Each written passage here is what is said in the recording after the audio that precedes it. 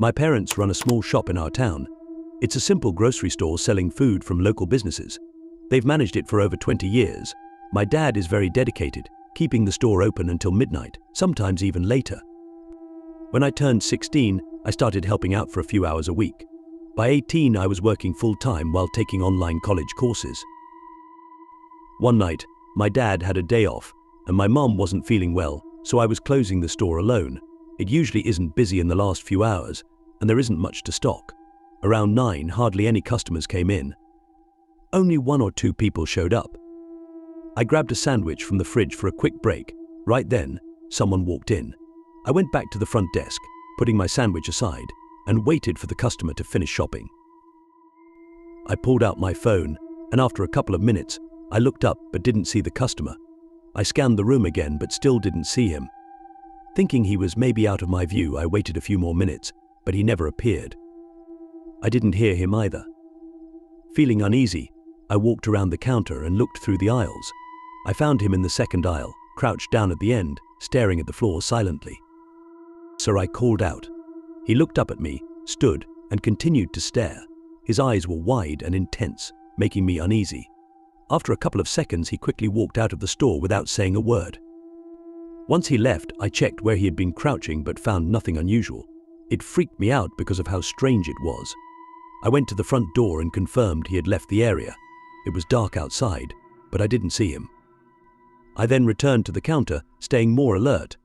3 hours passed with no customers. It was time to close up, and I had almost forgotten about the man. I locked the front door, grabbed my bag, and started walking to the back door to leave. Suddenly, a loud bang echoed through the store. I froze, knowing it came from the back. Worried, I walked slowly to the back hallway. At the end, dust filled the air, and the metal back door was slightly open. The same man from earlier stood in the hallway, staring at me with wide-open eyes. I was frozen, unsure of what to do. He didn't look angry, just emotionless. I took a few steps back, then ran to the front, leaving the store and crossing the street. I called 911 and my dad. My dad rushed over to make sure I was okay. The man was gone when the police arrived, but he left a sledgehammer behind the door. Nothing seemed to be missing or stolen, so his intentions were unclear. He was clearly unstable, and he could have been planning anything. Thankfully, I didn't have to find out what. I'm a warehouse worker for a small business in my city. I'd been in and out of jobs for a while, so this wasn't a career, just something to do every night. My job was to unload pallets of shipments and put everything in its place in the warehouse. It was simple, and I usually just put in earbuds and listened to music. The warehouse wasn't big, so I rarely had anyone working overnight with me, except during the holidays.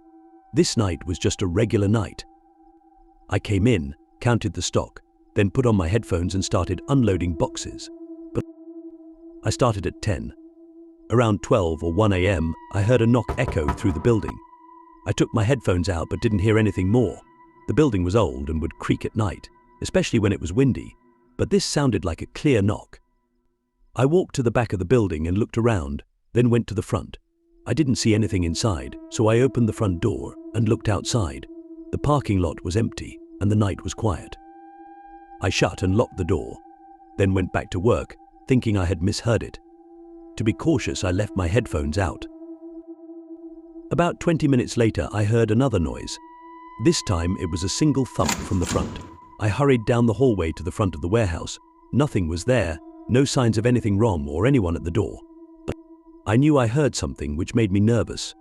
I stood in the middle of the room, looking and listening for any cause of these noises. I got a bad gut feeling, like something wasn't right. I walked to the front door and leaned on it to look out at the parking lot again. As I put my weight on the door, it swung open. I stumbled forward, not expecting it. It was as if the door wasn't locked or latched, but I had checked and locked it half an hour ago. I looked at the door and saw the latch broken on the ground. My stomach tightened and my adrenaline spiked. A second later, I heard faint footsteps from the dim hallway behind me. I quickly went out the door into the parking lot, dazed and unsure. Once I was a good distance from the door, I turned around. Through the glass door, I saw the shape of a figure on the other side. They moved around, looking at me, then walked away. I called the cops and waited in the parking lot, but didn't see any more movement in the building. When the police arrived, They found the man had left through the back door. They couldn't figure out anything else to help solve the case. A few things were missing, but nothing substantial, probably just from a wrong stock count. Regardless of if anything was stolen, to break the latch, he must have had some kind of tool or weapon, which made it scarier. He also made the door look closed, keeping me from knowing what was going on. Maybe if I hadn't noticed the broken door, I would have come face to face with whoever that was, and I don't know how that would have turned out, although unlikely I couldn't shake the feeling he was coming after me for some reason. So, I left that job and moved on, hoping I don't run into him again. I worked the overnight shift as a receptionist at a popular hotel chain in the US. It was a stormy night, and I settled in for my usual shift from 11 p.m. to 7 a.m.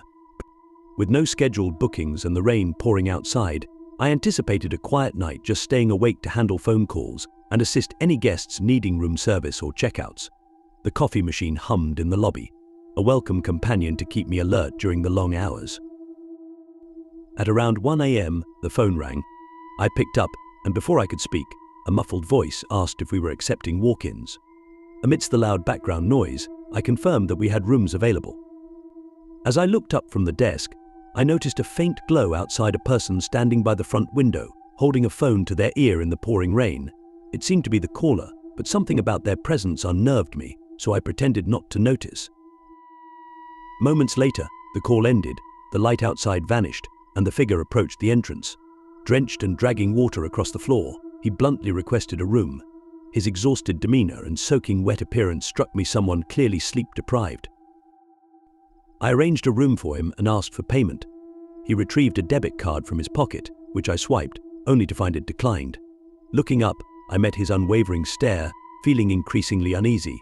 But I suggested trying another card, but he remained silent, staring intently. Setting the card aside, he turned and walked towards the hallway leading to the rooms. Alarmed by his behavior, I pressed the emergency button for police assistance. Hurrying down the hallway, I found him pounding on a room door, demanding entry in a harsh voice. I tried to intervene cautiously, aware he had pulled out a small knife and was attempting to force the door open. I shouted for him to stop, informing him that police were on their way. He paused briefly, glaring at me with hostility, before turning and advancing towards me down the hallway. Fear gripped me, and I fled out of the hotel into the parking lot.